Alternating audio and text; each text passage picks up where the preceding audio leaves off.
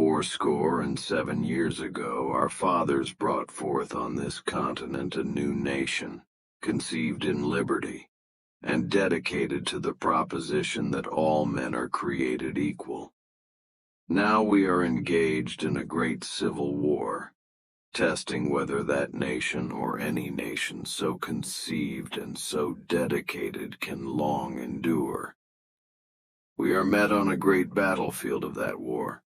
We have come to dedicate a portion of that field as a final resting place for those who here gave their lives that that nation might live. It is altogether fitting and proper that we should do this. But in a larger sense, we cannot dedicate, we cannot consecrate, we cannot hallow this ground. The brave men, living and dead, who struggled here have consecrated it, far above our poor power to add or detract. The world will little note nor long remember what we say here, but it can never forget what they did here. It is for us, the living, rather, to be dedicated here to the unfinished work which they who fought here have thus far so nobly advanced.